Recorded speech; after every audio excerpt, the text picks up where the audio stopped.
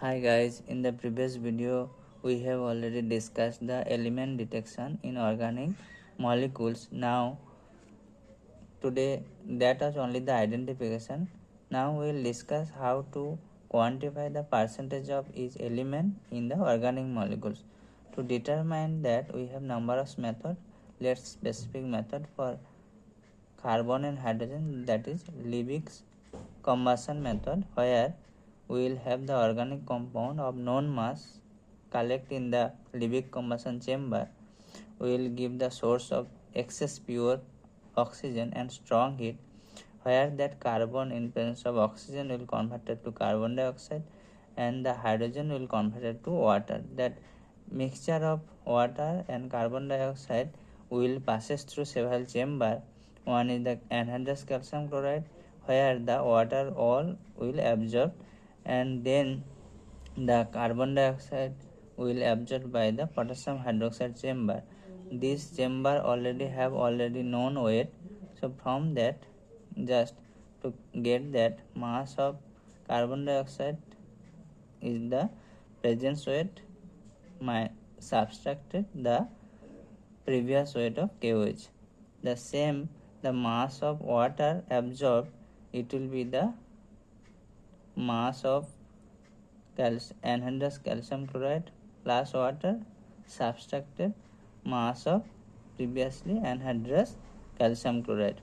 Now to get percentage of carbon equals molar mass of carbon divided by molar mass of CO2 multiply mass of CO2 divided by that known mass of organic substance we have used multiply 100. Just calculate this. Suppose 44 gram of carbon dioxide comes from 12 gram of carbon.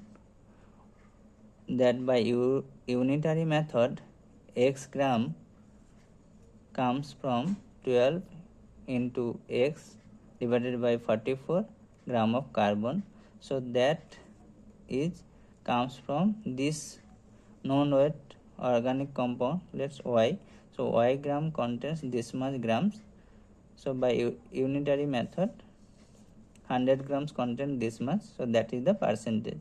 The same way the percentage of hydrogen will be molar mass of 2H divided by molar mass of water into mass of water by known mass into 100. Now just to calculate why that is 2H, because 2H gives one water molecule.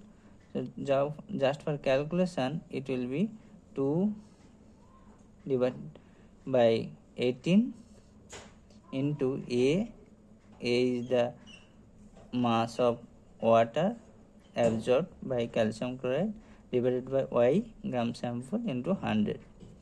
Now that is the overall carbon and hydrogen percentage we can determine. If our sample have already detected the nitrogen, to quantify it we have two different method. One is Dumas method and other is the Kjeldahl method. Now what is the Dumas method? In this method the organic compound of particular known amount we have strongly heated with excess copper oxide, that will produce carbon dioxide, water, nitric oxide and nitrogen gas.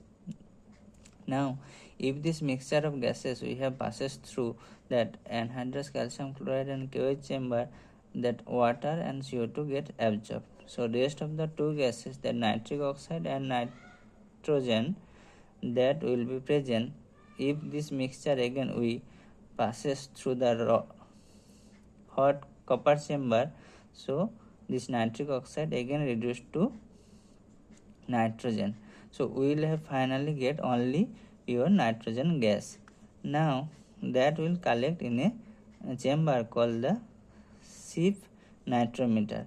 There only we can get the volume of nitrogen gas.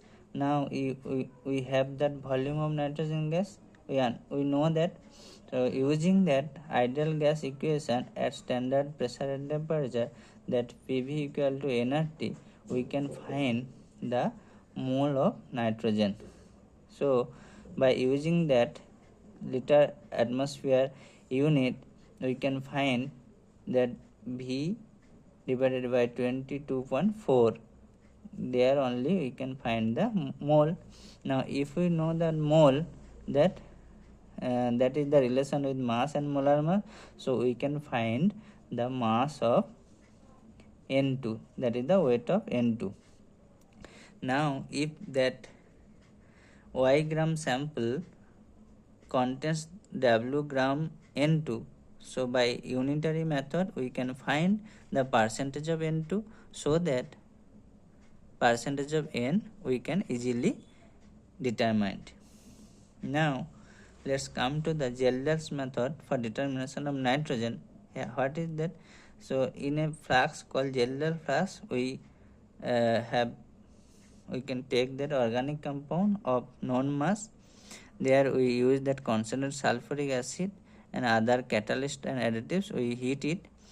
So the compound contains nitrogen. It will convert it and gives this ammonium sulfate.